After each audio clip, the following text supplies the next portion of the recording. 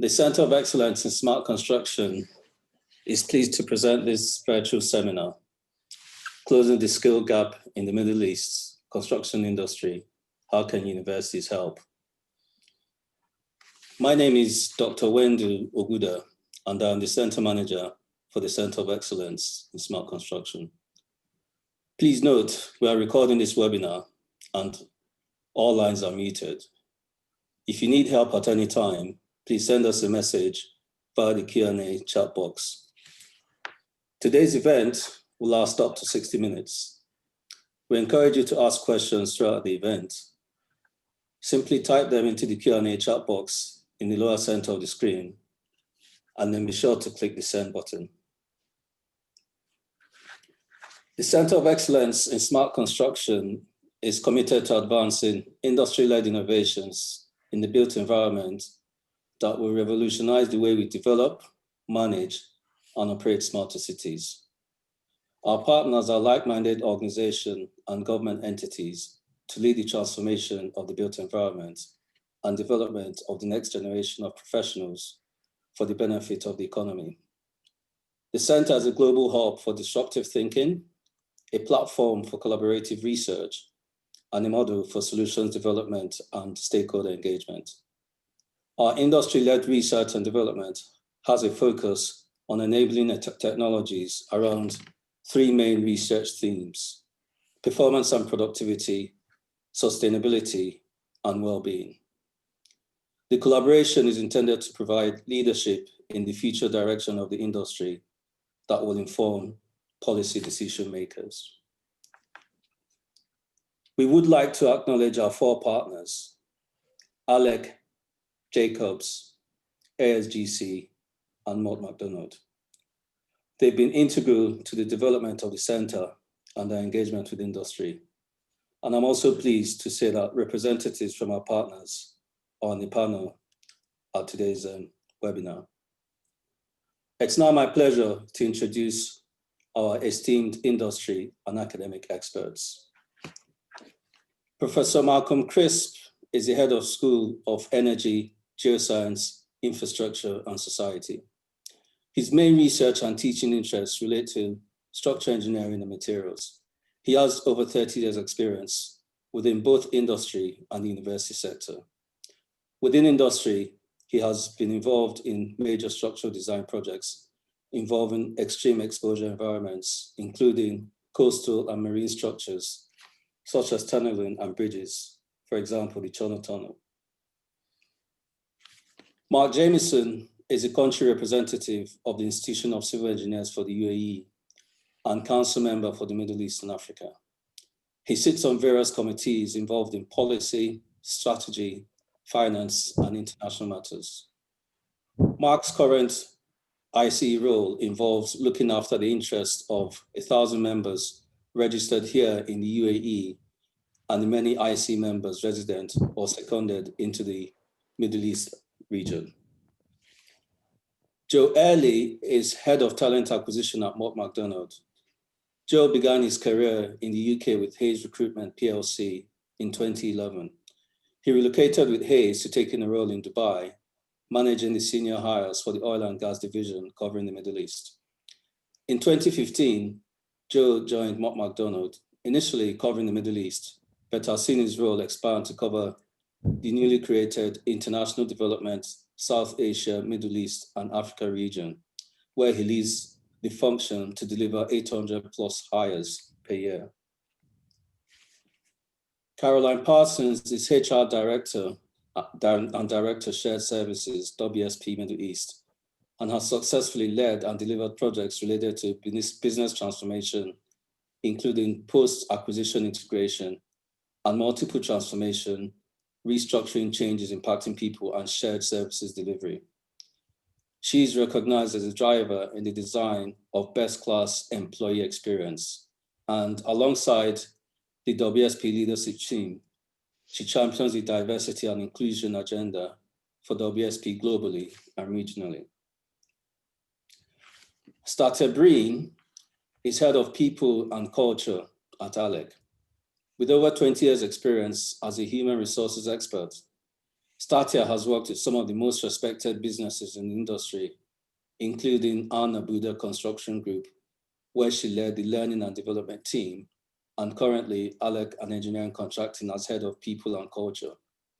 She's a member of the Chartered Institute of Professional Development and holds a master's degree in human resources management from Middlesex University.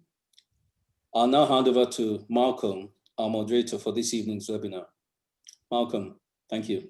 Hi, thanks, Wendy, for that introduction. And obviously, thank you for all our panelists for making their time available to help us through this. And in particular, thanks to the audience for joining us. It's really important that we get a good coverage. So thank you for joining and helping us tackle our challenge tonight, which is closing the skills gap in the Middle East construction industry. And in particular, how can universities help?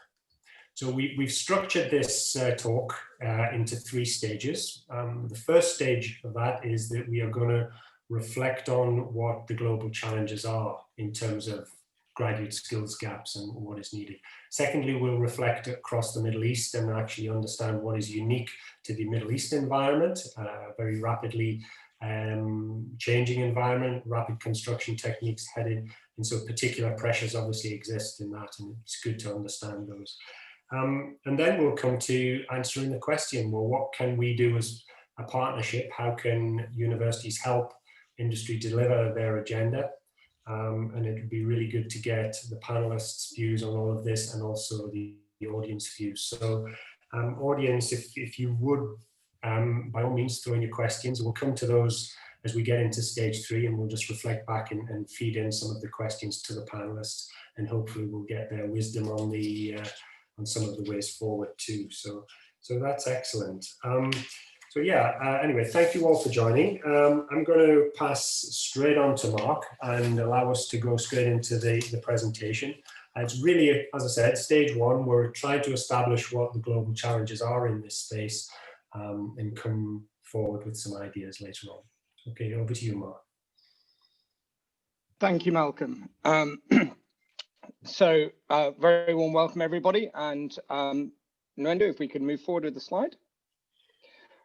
So what I've done tonight for you is to have a look at things from an institution perspective, but also taking in some of the industry sectors, lead consultants and contractors' views to put forward this presentation. Next slide, please. So a little bit about the ICE. We're one of the first professional associations formed over 200 years ago and are still headquartered in Parliament Square in London.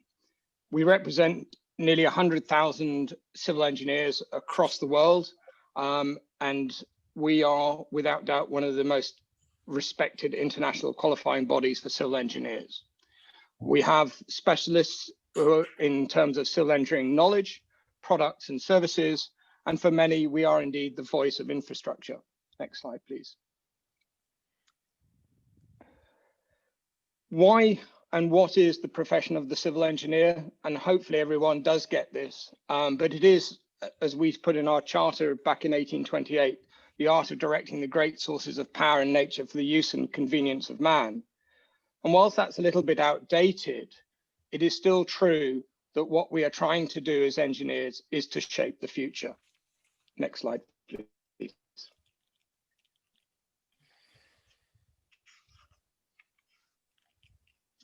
So to tonight's challenge, and I'm breaking this down into 2 segments, the digital challenge and the carbon challenge. With the digital challenge, one of the key elements is adoption. And that starts with the fact that as a career, engineering still isn't seen as the most cool, open career choice for many. And when I think we all now get BIM, but what about digital twins? And this is exemplified by a recent study shifting the changes necessary to adopt to a digital world. Overall, nearly 4 in 5 people still believe that we've been too slow to adopt technology, and it's clear that we're not doing enough to move into digital processes. Next slide, please. So with that, we've got a challenge of how we maximize the value of knowledge, because digital transformation isn't just about the AutoCAD, the 3D. It's about how we implement change using people.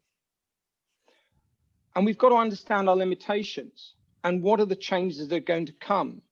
So for example, young engineers of today gaining coding skills will undoubtedly help better automate work, and thus allow us to work more effectively. Engineers need to be familiar with the changes in digital technology to keep pace with it. And we must be able to learn all these new skills, and such as how to review a model as opposed to review a drawing, and complete the online documentation process. But it is also fundamentally true that we must maintain the principle of understanding engineering core principles, because they still fundamentally apply. And universities that want to lead in digital need to support upskilling in the digital space. Next slide, please.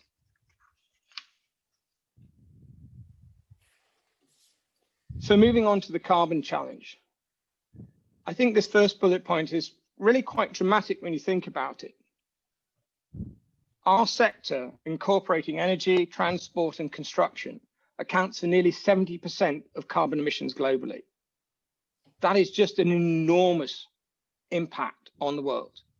So our ability to shape the future lies in our ability to address the carbon challenge. And we know that to achieve global temperature increase to the 1.5–2% range that the Paris Accord set out, needs us to shift to a net zero carbon position by 2050. And there's two questions that come from that. Are we ready? And what are you doing about it? But we do have the know-how, both from small schemes such as community energy schemes to reforestation, to the bigger processes of renewable energies and how those are now becoming much more efficient and much more effective, to how we work in the world of today, where we can use digital platforms, we can collaborate online. These play into that. But I think it's also really important to understand that in a world of mass communication, and there not being none at the same time, how do we get our message out there? How do we get our voices heard above the noise? Next slide, please.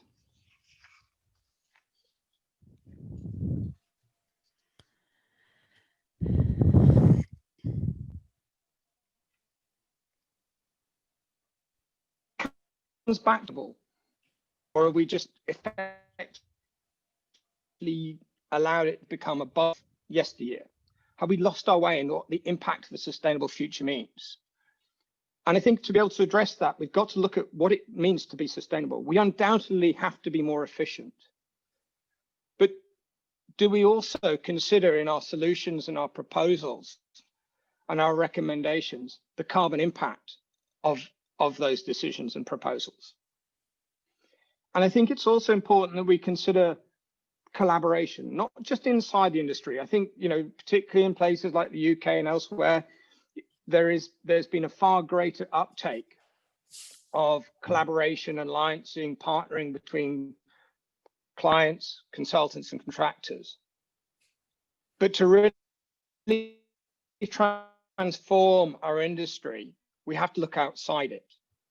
Building technology specialists, all sorts of people with an IT background, or indeed those who are perhaps more of an art or design product developer.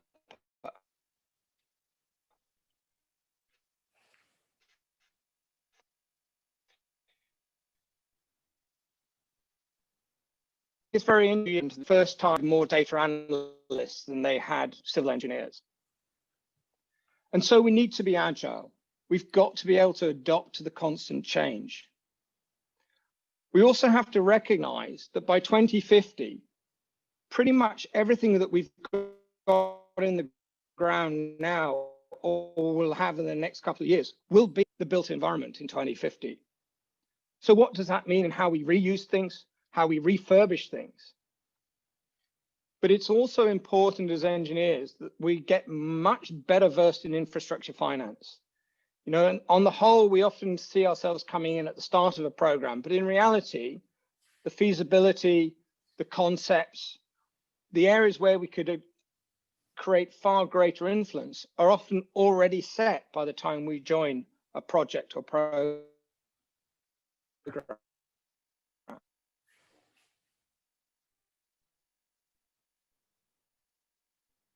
I think as well, making sure that we are a never stop learning profession. In this world of change, if we stop learning the desire to learn, we are going to lose our way. And complementing that is the need, without doubt, to be a lot better at the soft skills, be it communications, leadership, management, etc. And coming back to the first principles point, we must also be ready to be critical thinkers, to be able to challenge the desire presented to us. Next slide, please. So what of the now? Well, already we're familiar with building information modeling and how that helps us create virtual models. We already can see on our construction sites, drones operating that allow us to analyze weak state high resolution images that enables us to better present to clients and to the teams. 3D printing is allowing us to tailor our design to specific criteria and customize to a level that we never used to be able to do. But that in itself creates an interesting challenge because there's also a rush to standardization. And whilst that has benefits from a mass production perspective, do we really want all our buildings and all our infrastructure to look the same? So finding the balance between innovation and mass production is a key area that all of us need to work on. And as 2020 has shown us, the traditional work week has already been shaken up, and we are now adapting to a world in which virtual meetings, working from home is very much part of the, once before it was seen as a bit of a, next slide, please.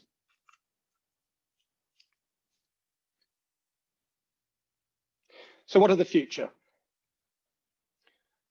Without doubt, in a new era, digital construction, robots and drones will be commonplace.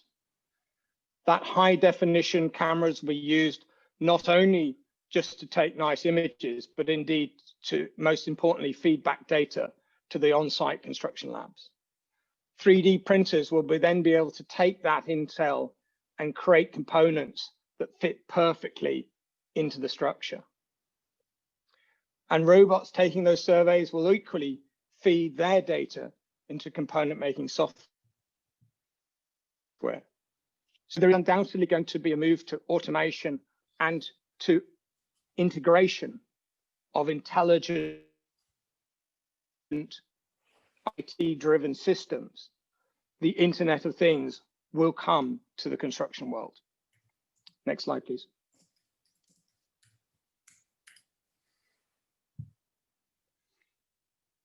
But it's more than just the technology.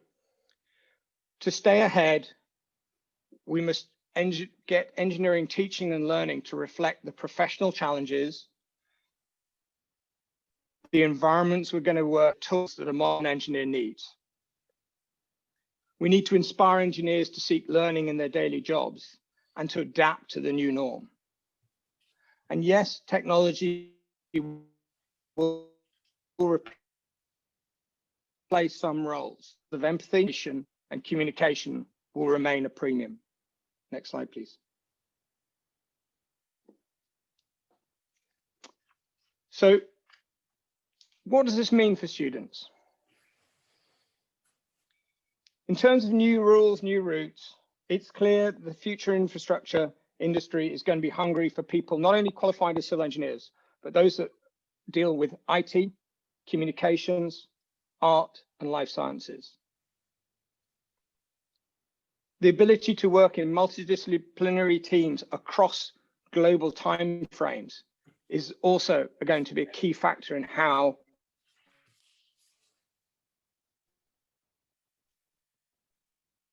we work in the future. AI, 3D printing are all going to be part of the new innovation of the project life cycle. The ability to look at whole life costing and whole life cycles, as opposed to how can we build this for the cheapest price, is going to be key in what the future of built environment is going to become. What are the disciplines that we'll fall into? Gen such as technical experts with their in-depth knowledge,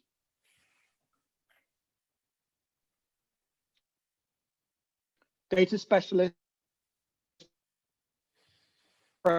without doubt, providing the best service will be a key part of any future organization. And we've got to remain agile and also culturally aware.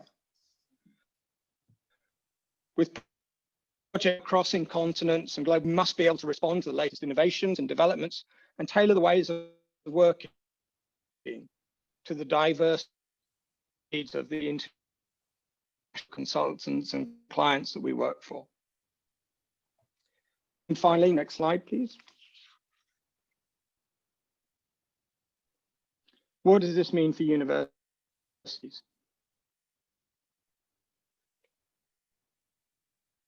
Career development for the engineer of the future and the graduate of the future, address those needs and demands are going to be key. But in terms of academic development, we must not lose the ability to exercise engineering judgment. And by that, you need to understand the first principles. But you've got to complement that with business skills, understanding risk, value, communication, leadership, management. And innovation. How do we address the problem? How do we do it differently? How do we do it more effectively? How do we do it quicker? And underlying this must be a code of ethics. If we can't do this ethically, then our ability to address the carbon challenge in particular will fall short. But with that, we create opportunities to connect and influence, both through our alumni, through business, and society at large. Thank you very much.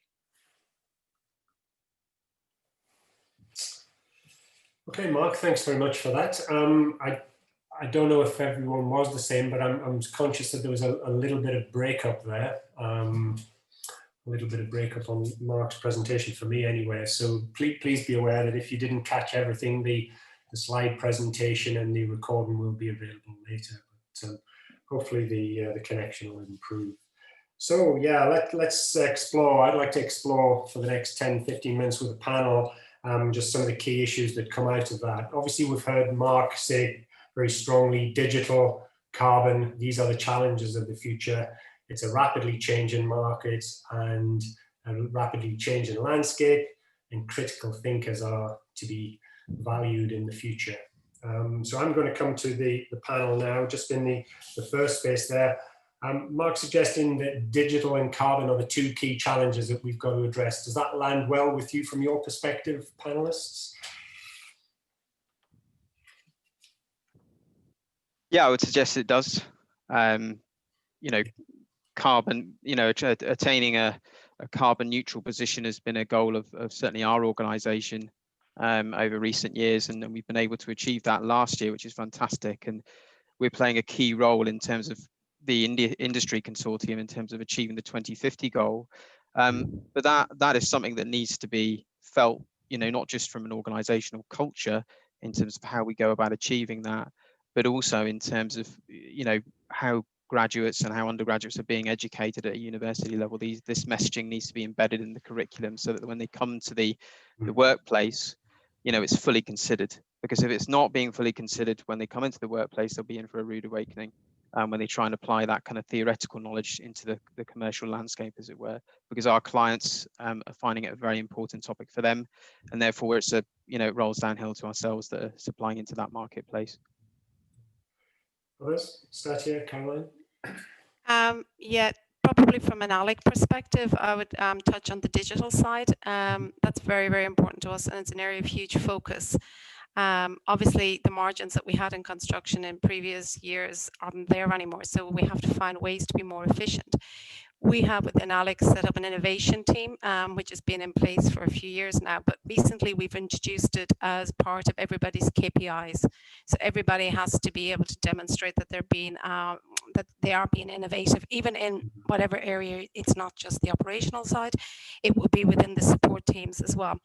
But I think from a gaps perspective, I think coming through what needs a little bit more focus is around critical thinking and innovation skills.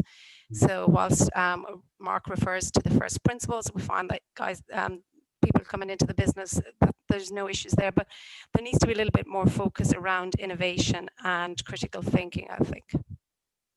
Okay, great, thanks for that. I think, I mean, in WSP, we talk about future ready. So one of our key principles, one of our key areas of work and effort is around our future readiness. And when we bring that into the graduate space, we've seen some really interesting innovations from our graduates, our early career professionals.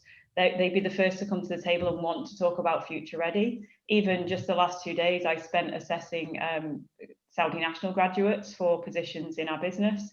And one of the activities we asked them to do is to build a future ready city. And then there's no shortage of the ideas. I think, Joe, you touched on it, it's the real world applicability of the ideas they bring. Certainly, it's overwhelming at times, actually, that the gap is not their interest in this space. It's perhaps how it's going to work in the organizational context with clients in a commercial way, as Joe mentioned. So for us, the interest is very clear, and certainly it's a big part of what we talk about and what we see and how we bring our early career professionals in. So it does fit well with, I think, the aspirations and the interest areas of the graduates that are coming into the workplace today. So perhaps it's not a gap in skill, or perhaps it's a gap between if we're ready for it ourselves and how they turn it into practical reality. If that makes sense. And I wonder then if from a university standpoint, you know, it's that practical project application at a project level. Just picking up that. So some of the things around, if you look at the SDG, the UN Habitat project assessment tool, and being able to kind of apply that within the future city space, you know, it really helps certainly for individuals to understand that link between the theory of sustainability, as it were, and then the project practical application. So whether there's an opportunity to embed that type of approach and process into the curriculum would certainly help people when they come into that into the real world. And yeah, I think some of it is a client-driven challenge, Caroline, in terms of us being ready for it, rather than the kind of aspirations of free-thinking graduates coming into the organisation. Okay, so what we're hearing from the panelists' audience is that they're on message here in regard to the very rapidly changing digital landscape and how that will impact on our development of infrastructure and sustainable cities and the like. But clearly within the context of an understanding of sustainability, carbon neutral, carbon literacy, a clear understanding of that. And in terms of critical thinking, and it's something for you as an audience to think about and maybe come up with questions around this and some potential answers, is that there is very much a drive to understand the application. So knowledge just being held for its own sake is knowledge is not necessarily what we're hearing is that the industry are looking for. We're looking for application of that knowledge and for people to be able to synthesize new knowledge very quickly and do something with it. And I just wonder, as we go through a pandemic and the way that a lot of education has moved in the last year is to much more online. It's an interesting stress, that piece, that how we actually play that application out. because whilst maybe a little bit of laboratory work and practical hands-on work has dried up, a lot of application work and project work has maybe come into the curriculum across various universities, and it'd be interesting to get the audience's views on that. I'll just leave that hanging, and we'll revisit that in the Q&A as we come to that. So a question for the audience: do you recognize that piece around application, that universities are needing to come into the application space to help our students be able to I guess, hit the ground running in a very rapidly changing space? So there's a question for the audience. I'm going to move on now in terms of the particular uniqueness into stage 2, looking at the unique aspects of the Middle East. And clearly we've kind of talked a bit about the two topics around digital and carbon sustainability. How does that play out in the Gulf? How does that play out in the Middle East? How do you guys see local challenges in order to be able to think about possible solutions for them? So how do you interpret the Middle East context in all of this? I think there's a little bit of what Caroline touched on earlier. There is a great drive from businesses, from employees within the business, to challenge the way we're doing things. So, like, you know, and stop doing what we always did. How can technology come in? Like, look at robotics, look at document management systems, look at drones and all of the rest. But then where we face the challenge is from the client and the consultant side. Like, the buy-in isn't from there. So with all the great will in the world, unless you have the buy-in and the support from them on projects, it's very hard to implement, and it's very, very hard for the graduates, and not even the graduates, the senior, across all levels of the business, to drive digital practices, to drive more efficiency, when there seems to be pushback to, let's stick to what we know, to the way we like, that we're comfortable. This is what we know, it's always worked in the past, why change it? So I think there needs to be more collaboration between all stakeholders in projects. So there's no point in the contractor trying to drive technology when you haven't got the buy-in from the other stakeholders. So somehow, aside from the college side, the stakeholders within the projects need to find a more collaborative way of working to make digital technology work for us. I think that's a great point. I think we are behind, you know, as much as we try not to be in the digital space. We're not, you know, we're not leading that, and I don't think the Middle East is leading that particularly. I'm not sure anyone really is leading it when you think of what's possible, if I'm being fair. But we know it's out there, and what is really exciting now is we are being driven by clients in some cases in the major new developments, particularly where major investments are happening. The clients are bringing us as a consultant to help them to do that. So the skill set is increasingly important in WSP, for example, but certainly it feels always like we're behind. It always feels like we're not quite there yet. And I think most people, most consultants probably feel a little bit like that, if they're honest, because it's such a new technology that we all want to try and get ahead of. But as you're saying, the market isn't quite pulling us at the same rate to get there. So this push and pull factor goes on. But I do think the opportunities are there. And I think one of the other things about the skills gap in the Middle East is there are no shortage of graduates or early career professionals at all. I mean, there are thousands. You just put an advert for a week out and you will have thousands of applications of very, very proficient, qualified graduates applying to you. What is overwhelming at times is actually the number of graduates who have a strong interest in sustainability. And sometimes we often do need more of the traditional engineering solutions in the engineering discipline. So it's quite an interesting push and pull, as I say, between, you know, where we aspire to get to and the pull for the digital environment. And sometimes we also do need to do what we've always done, because that is still required, traditional modern engineering versus all about digital. So my comment here is just that I find that perhaps too many of the graduates are interested in sustainability and digital, more graduates than perhaps we have roles to offer, if that makes sense. Okay, so they're just thinking about that, they're particularly interested in just looking at, so they come out of a university, they're very keen on sustainability, and that's what they want to concentrate on. Is that packaged knowledge, rather than, you would have hoped that graduates would come out with a core understanding of what sustainability is, to be able to apply that to any particular discipline that they were presented with. But you're saying that they're actually coming with a rather blanket approach and actually just want to say, well, I'm interested in working in sustainability, but I don't want to apply it over here. Yeah. It feels like that sometimes. I'd be really interested in the other panel members' perspective, but we do have as I say, an insurgence of people who... Yeah, that's an interesting thought, that it's a subject in itself rather than a behavioral pattern for every subject that needs to actually demonstrate its viability. We're ready for all of those people, Yeah, that's interesting. Oh, the question I'd like to ask here is, I've seen from, well, I think we've all seen the groundswell of opinion around carbon and sustainable planet and sensitivity around the earth from the youth of society, and the drivers in many respects have actually been from the young. And it's understandable to see that coming through.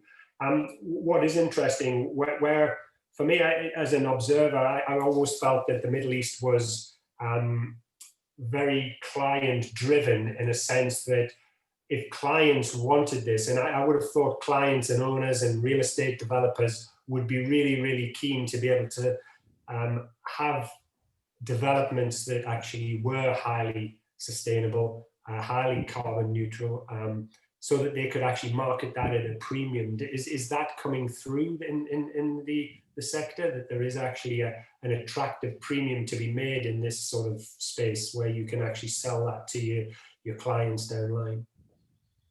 I think it's changing a little. I think there was, the old model is very transactional, and by and large in the Middle East, our problem is that it is still transactional. And what that means is that there's an absolute focus on lowest capex for a development without an understanding of what a sustainable development is, i.e. what is the whole life cost. There are undoubtedly initiatives now, whether it be the 2030 vision that KSA is promoting, the 2020-2030 visions of the UAE. And those are undoubtedly setting government policy at a better, more sustainable society. But the fundamentals are, and I think Statu and Caroline have sort of captured this very eloquently,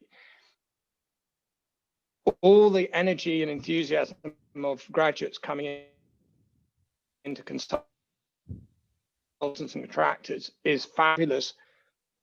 But for that to take effect,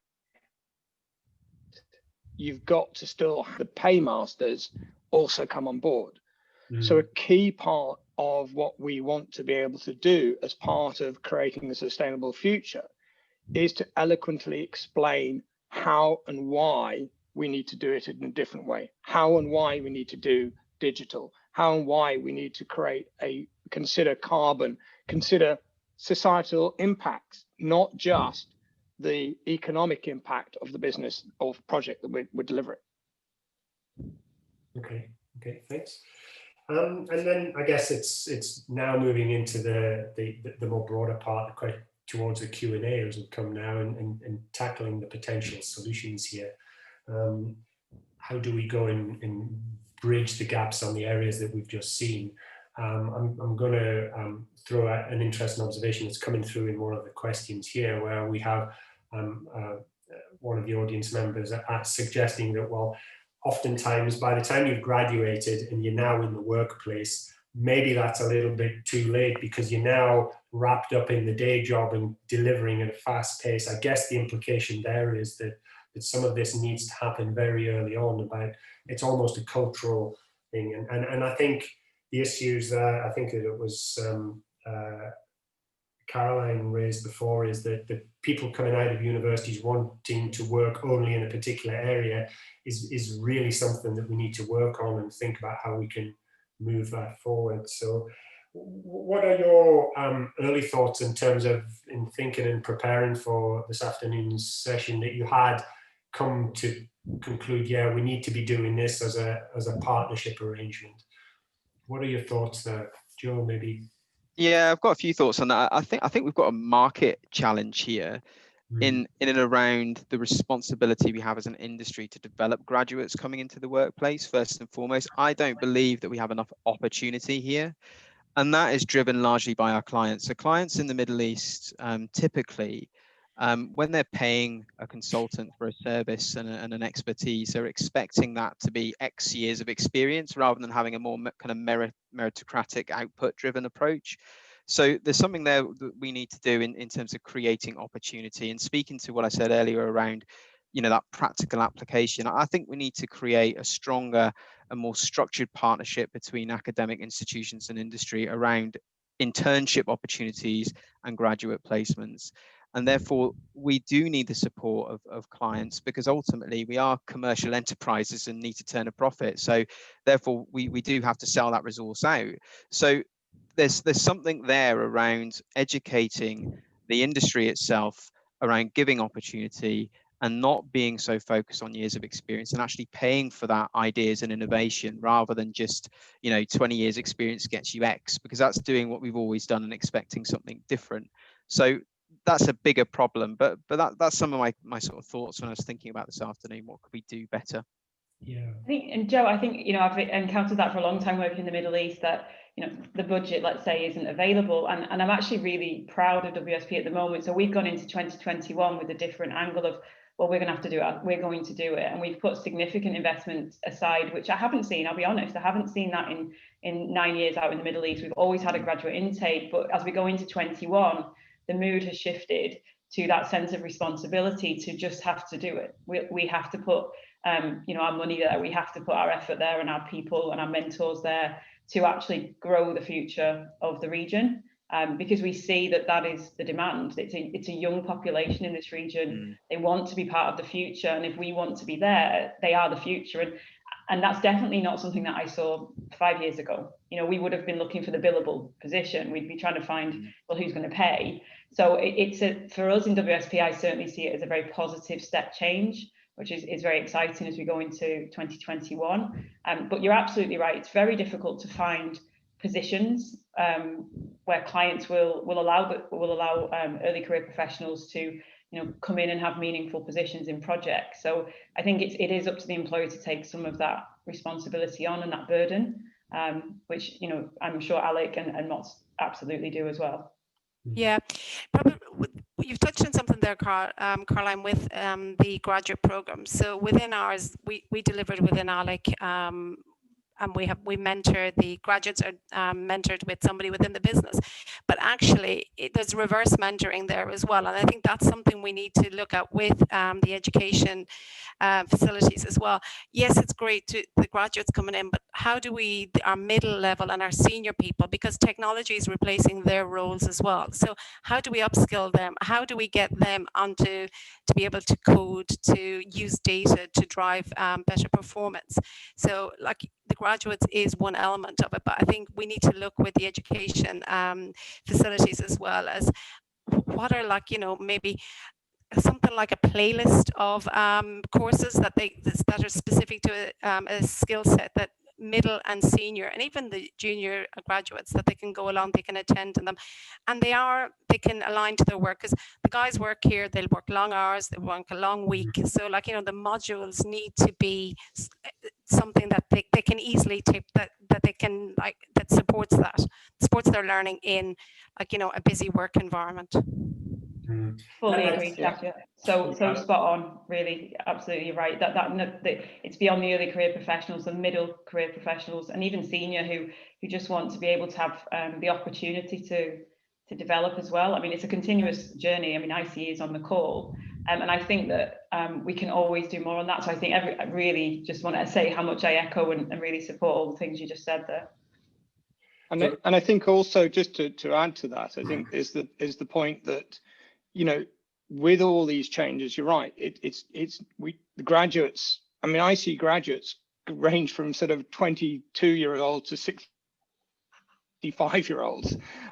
So there's a continuous learning process here that is really important, and we are all going to have to adapt to that change. And arguably, the harder challenge is not in somebody who comes fresh out of a bachelor's degree. It's somebody who's 15 years in the industry.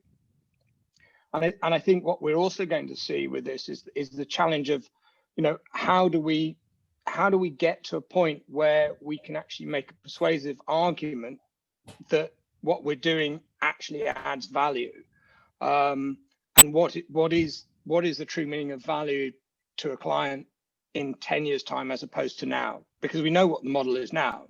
It's what's the biggest rate of return on my investment. That is the fundamental driver. Should that change? Arguably not, but it should at least, you know, it may not break it. You've got to bend it considerations. And I think that's the challenge that we face, particularly as a supply chain, is in how do we persuade the investors in making the changes. And we saw this with BIM. I mean, 12 years ago, I was in a conference. BIM was just about amongst the scenario, but not playing it. Now I'd argue there's very few organizations, certainly of an international standing, that don't incorporate BIM as part of that process. Undoubtedly helped by the fact that the UK government took lead and created their own requirements and minimum standards. So government, for the Middle East, governments absolutely have to have a role in this as well. And I'm guessing that the government direction and the government ambition is there, and the global standards of achieving net zero targets and the like are well played. And just coming back to the point I made earlier, but presumably the win here is that you have satisfied people communities and societies who are actually using your infrastructure here. And I guess the question I'm asking is that within the real estate space or within the commercial space and the infrastructure, is it that the drive from society, the drive from the public is also influencing, I guess, the clients, the purse string holders about investment? Are they pushing for sustainable options? Are they pushing for low carbon solutions? Is it, for example, a premium markup to actually live in a residence that is classed as a green residence? Are these the drivers that are likely to be the ones, the things that will make people have to change their mind? As I said before, the youth voice is very, very strong, and we're seeing that in a university. There's an interesting observation coming through from one of the members here saying that, is it not a bit counterintuitive to sometimes have people with lots and lots of experience, possibly outdated experience, making decisions? Should it not be an opportunity for new people coming through, the young graduates, to actually plan their future?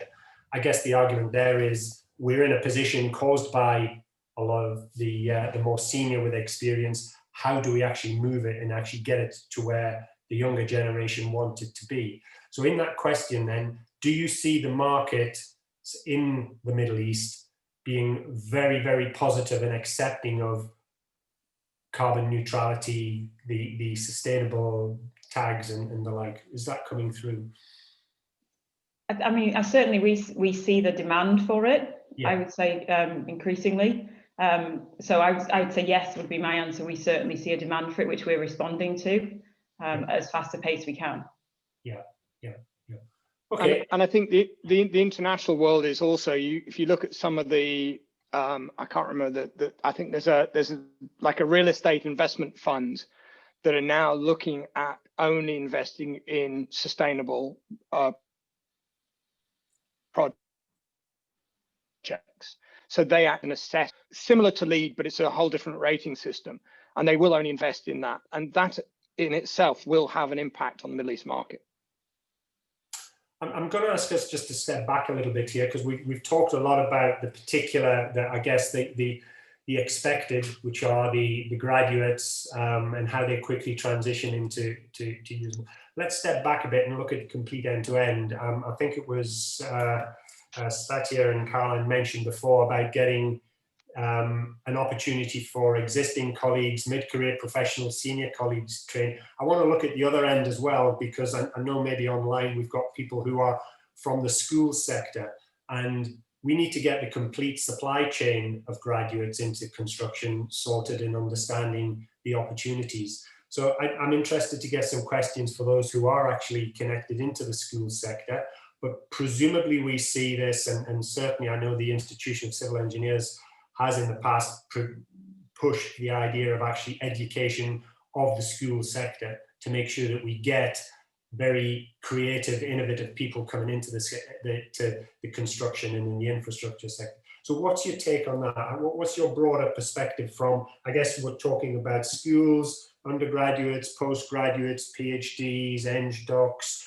exec ed, CEO education. It's a complete suite of things that we need, because the market is moving so quickly here, that there are, I mean, audiences I'm mentioning here, there are different people out of step in this process. So we need to make sure that the whole chain is in step. Yeah, and it's about understanding how do we get that. Is that a fair assumption? Are you saying tonight all the CEOs are actually on message and on step here, and it's about further down the chain? Or do you recognize that it's about getting everybody in that place? It's a talent pipeline, you know.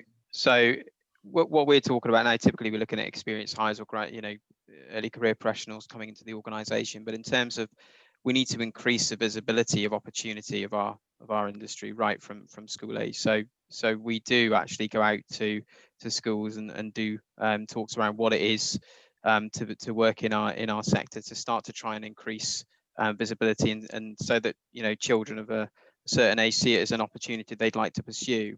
The other thing on that one as well, which I think is quite important, talking about sustainability, maybe a little bit left field, but we really need to try and increase the pool of female candidates coming into our industry as well. The better diversity we have as an organisation and as an industry, we're going to be able to get a more rounded outcome for our clients, and a more sustainable outcome for our clients, because it is more representative of the people that are going to be using that asset in the future. Yeah. So I think there's twofold there. And I think if you're looking at it across the whole piece, it's not just about having an education program, it's about engendering a mindset of your workforce, because you can have an education there, but if they haven't got the mindset that they want to continuously develop and be open to new ideas and learning from different people, be it academic institutions or each other, then you're not going to be able to change the status quo. So I think that's really important, that you embed that mindset in your culture.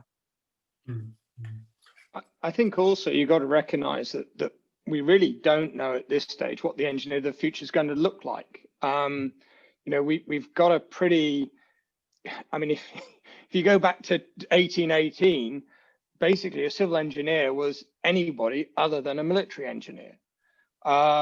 So there's a large argument that the engineers of the future are going to come from a much broader spectrum than the traditional fixed route that we've got. And certainly coming back to the point about, you know, and multidisciplinary teams and the diversity of working across multiple cultures is also, I think, a challenge that we have to address. And that is certainly something that would be better served by us having a stronger pipeline, as Joe said, coming right out of school, so that there isn't necessarily the restrictions. And to Caroline's point about those that have a really strong desire to work in a sustainability team, in essence, what we really want is that there isn't a sustainability team, because it's just part of the team.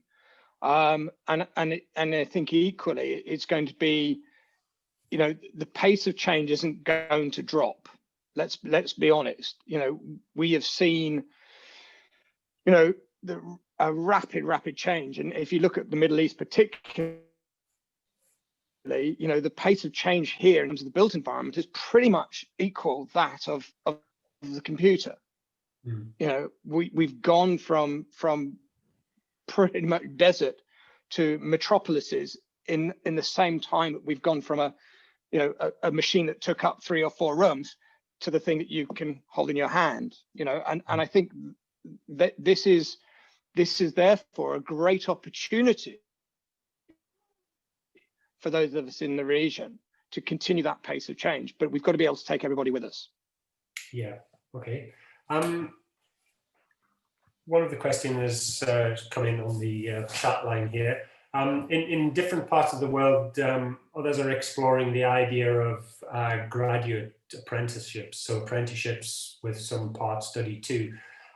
What's the conversation like within organizations within the Middle East around that space? Is that something that you would feel was attractive? We've been working with one of your colleagues in Harriet Watt, that we've set up a group around this. I think it's something we need to look at. We do need to, not everybody is academically strong that they can go in and spend 3-4 years, whatever it is, in an institution. So we need to look at some sort of blended learning modules, that some of it is side-based. Like a lot, if you look at some of the courses in the UK, you'll have that sandwich year where they go out onto the projects, they understand, okay, this is the theory and this is what it relates to. So the practical application of it is so important. And I think that's something we definitely need to look at exploring within for the graduates especially, because it is all theory, and then all of a sudden they have all of these the first principles, everything, they come out onto the sides, and they're just, it's mind-blowing for them. So like some form of apprenticeship for those who are not, that the academic world solely isn't for them, but then kind of a sandwich year in the middle for those, just that the practical application, and then when they come back in, they can relate what they're learning to what they were doing on sites. The internships support that to a certain extent, but not to the extent that a year out on a project where you're working on the hard face of the project and you're seeing the good, the bad and the ugly. It's limited. A summer internship is limiting in what it can provide for the graduates. Yeah, I think it's really interesting. So our UK business is certainly is one of those regions that is certainly embracing the apprenticeships in our field as for consultants. And I suppose what occurs to me when you ask that question is, it hasn't quite occurred to me because I don't have a shortage of graduates or interns. So I don't have a gap that we're trying to fill as a consultant in the Middle East particularly, but certainly in other regions I see, as I say, our UK business is absolutely embracing the apprenticeship route, and I can see the advantages of it. It's kind of struck me that I haven't looked into it because I don't have the gap, but it is something that absolutely I probably should look at more actually. Yeah, I guess some of the logic is about, would you be able to attract a different type of person and I guess it's that which would the graduate apprenticeship route may attract a different type of studier, a different type of person into your organization, and then you can track and develop them through as you go. So that's one of the areas, and clearly it's about getting more people into an educational space as well, of course. But, absolutely. I used to be in a contractor background, so it was our bread and butter. You know, that was how we trained nearly all of our engineers. It was just interesting. I think there is a space for it, and it'll be interesting to see how that develops in the Middle East. Yeah. Okay, others on that, Joe?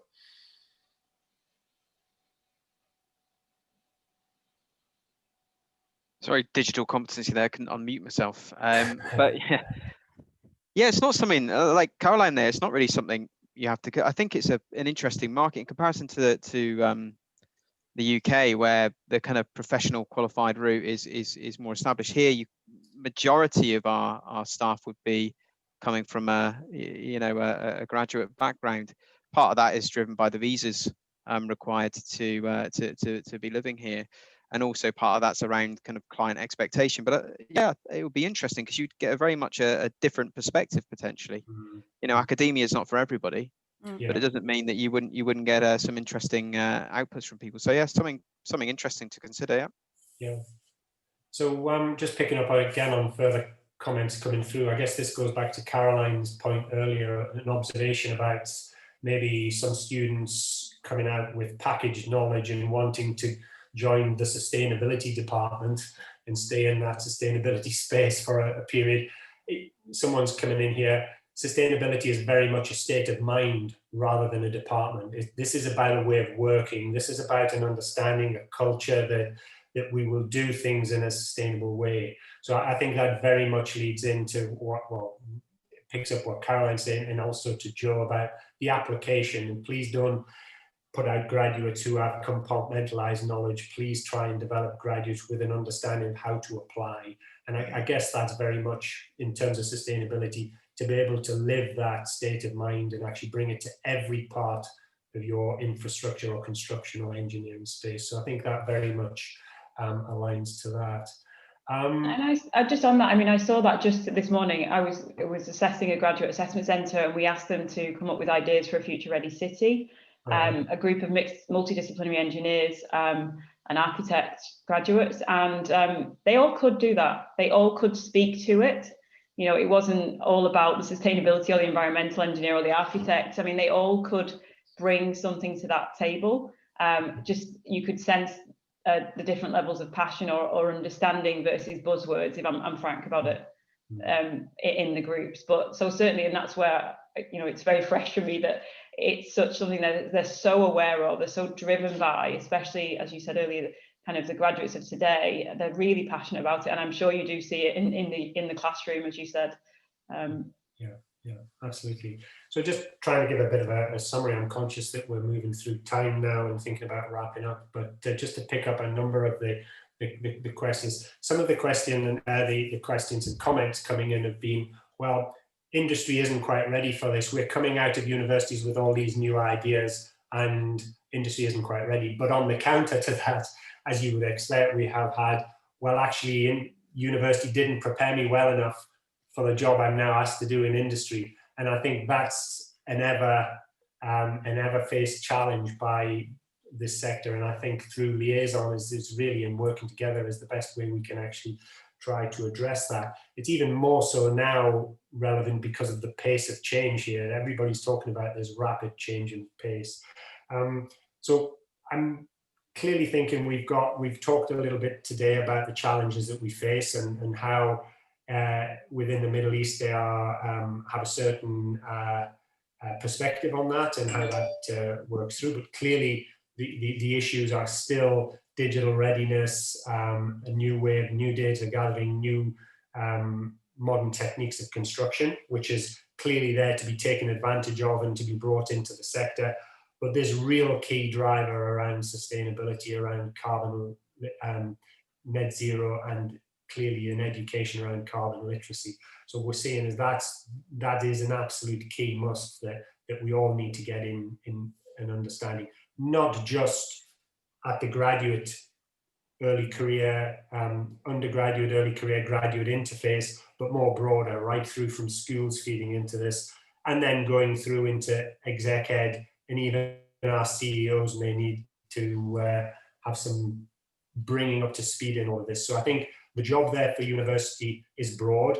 I think clearly, therefore, the linkages between universities and the industry sector is really, really key in this. And I think that there's more sort of dialogue needs to go on to understand exactly what it is our priorities. So very much thanks for the Institution of Civil Engineers playing a key role, Mark, in bringing in your thoughts. I really do welcome that. And obviously the panel, Joe, Satya and Caroline for contributing and giving us such a vibrant discussion.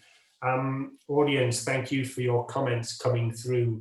And clearly there's a lot of passion in this space and a lot of really keen people to make a difference. Let's get working on that pipeline and making sure we get it consistently good. And let's live the world of sustainability in all we do as we move forward as engineers and construction professionals. So everybody, thank you for joining us this evening. We're wrapping up now and appreciate you joining.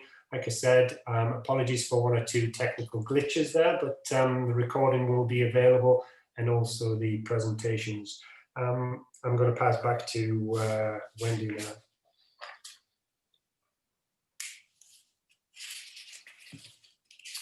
Who I'm hoping is there. Wendy, yes, are you there? I am here. Sorry, I'm just trying to get. Okay. Yeah. So I'd just like to thank the participants and the audience for an interesting webinar. I don't want to keep you much longer, but I just want to alert you to our next webinar, which is modular construction, the good, the bad, and the ugly. And that's scheduled for the 23rd of February at 7 p.m. GST.